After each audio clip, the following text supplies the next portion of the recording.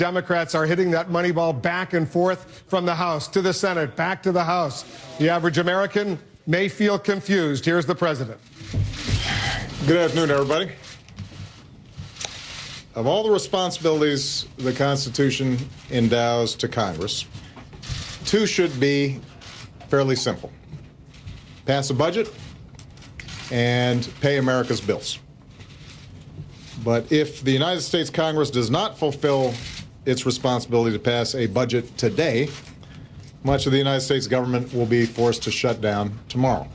And I want to be very clear about what that shutdown would mean, what will remain open and what will not. With regard to operations that will continue, if you're on Social Security, you will keep receiving your checks. If you're on Medicare, your doctor will still see you. Everyone's mail will still be delivered, and government operations related to national security or public safety will go on. Our troops will continue to serve with skill, honor, and courage.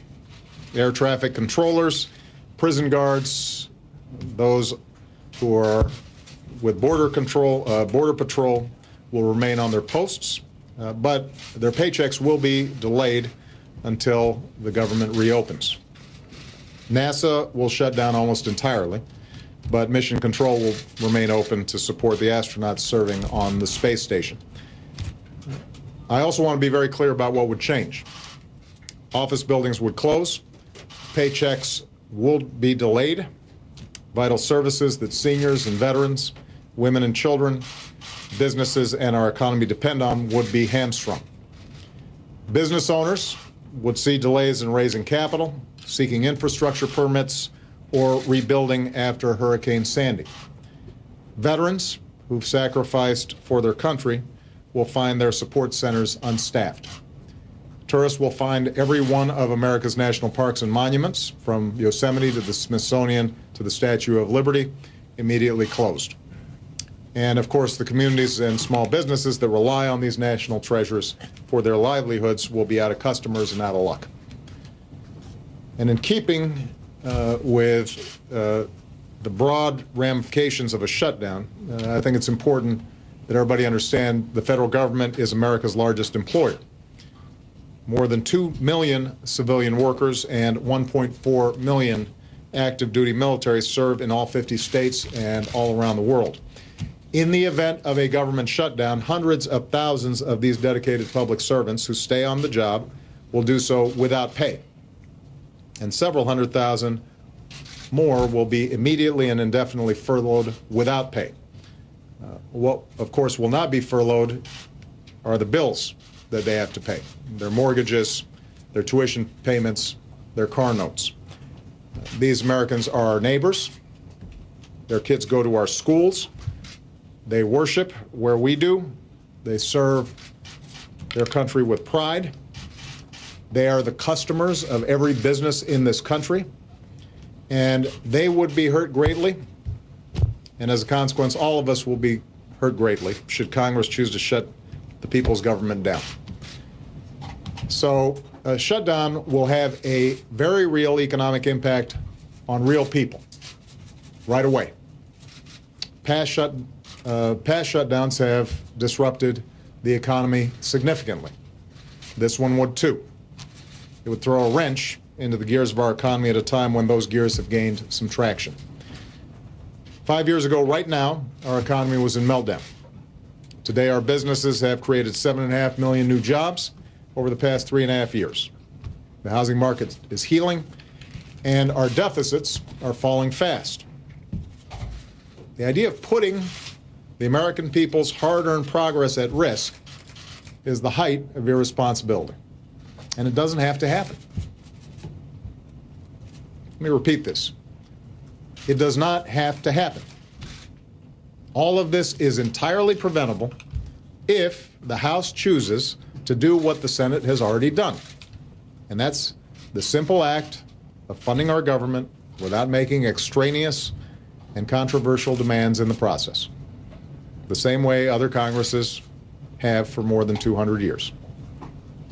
Unfortunately, right now, House Republicans continue to tie funding of the government to ideological demands like limiting a woman's access to contraception, or delaying the Affordable Care Act, all to save face after making some impossible promises to the extreme right wing of their party.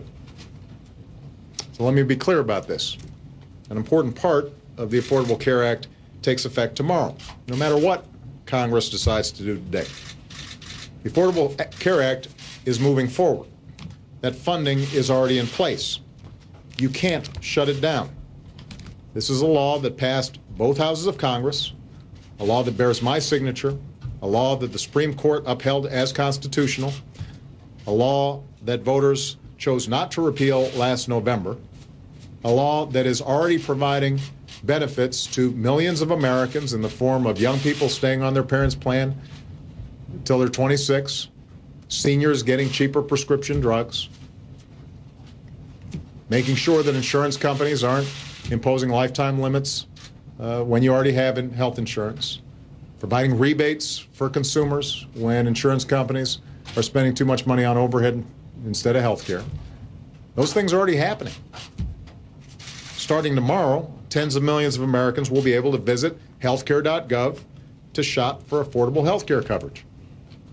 So Americans who've lived for years in some cases with the fear that one illness could send them into bankruptcy, Americans who've been priced out of the market just because they've been sick once, they'll finally be able to afford coverage, quality coverage, many of them for the first time in their lives.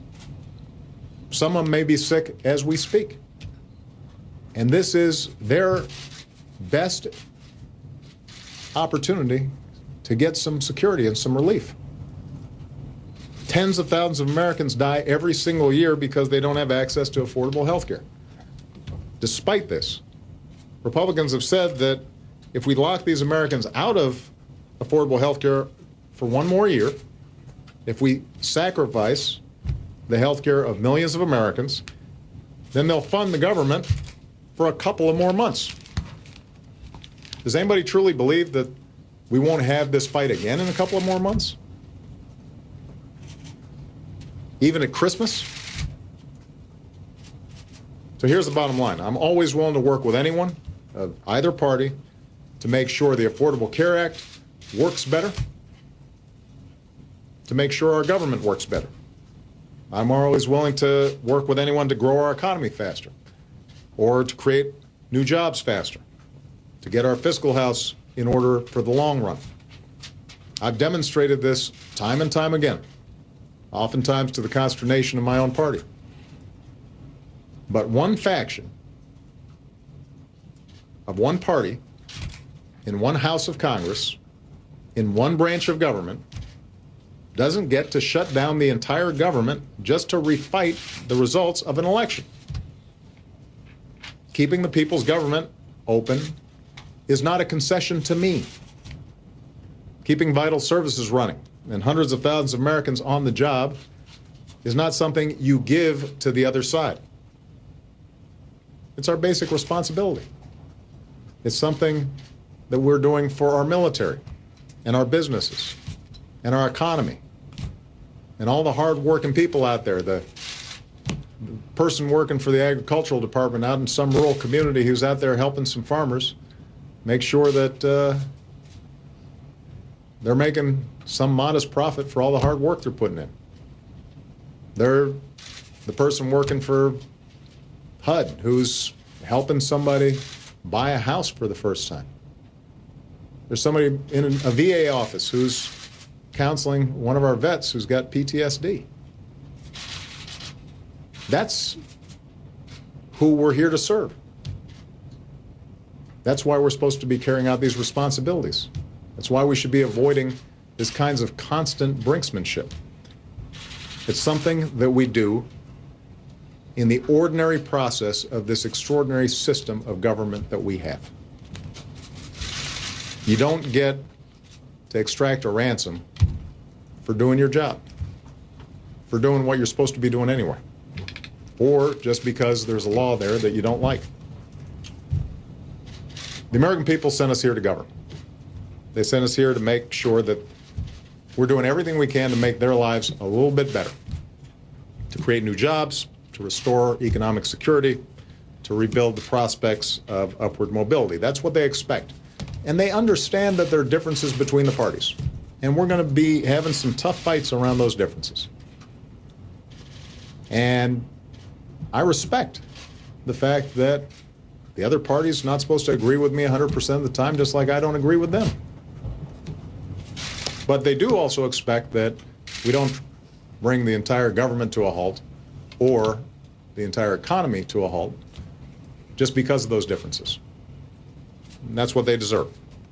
They've worked too hard for too long to recover from previous crises just to have folks here in Washington manufacture yet another one that they have to dig themselves out of. So Congress needs to keep our government open, needs to pay our bills on time, and never, ever threaten the full faith and credit of the United States of America. And time's running out. My hope and expectation is that in the 11th hour, once again, that Congress will choose to do the right thing, and that the House of Representatives in particular will choose the right thing. Thank you very much. So there he is, 10, 11 minutes. The president making a statement in the briefing room over at the White House, making it clear he's not about to budge. He wants Congress to pass legislation, the legislation that has already passed the Senate, to pass in the House of Representatives, that will avoid a government shutdown at midnight tonight. You don't get to extract a ransom for doing your job. That's what the president of the United States just said.